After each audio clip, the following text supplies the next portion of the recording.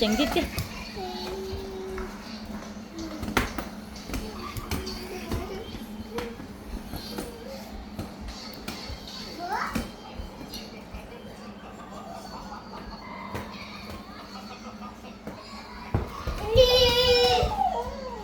Sao ta nữa, cho nữa ôn nữa. Mình sẽ lấy cái kênh thầu kẻ bên này cho mẹ oxy á. Hả? Trả bé bút tủ luôn.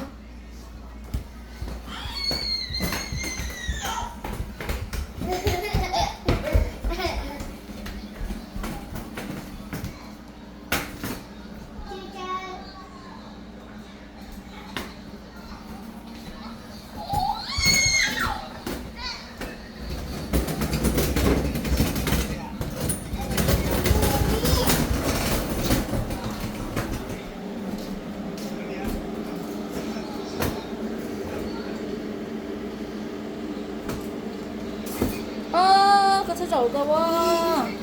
Bây giờ có tiền phải chỉ lại nè. Cho đơn hiệu oxy mà. Sợ, stand up. Oxy vậy đi. Chú. Cho đơn oxy.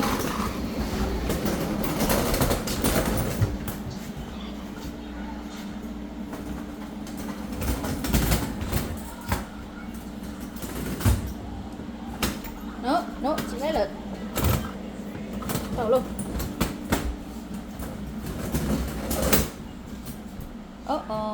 Nè. Đầu luôn.